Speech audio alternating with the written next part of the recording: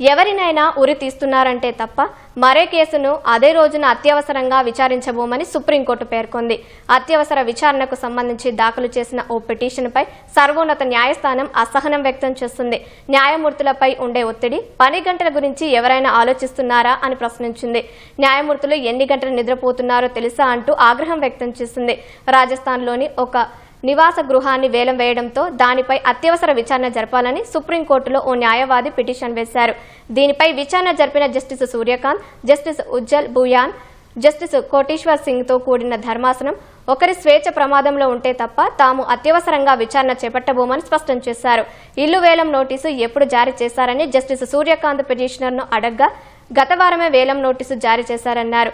బకాయి ఉన్న మొత్తంలో ఇప్పటికే సగం చెల్లించారని కోర్టుకు తెలియజేశారు. దీంతో శుక్రవారం ఈ పిటిషన్ను జాబితాలో చేర్చాలని ధర్మాసనం సూచించింది.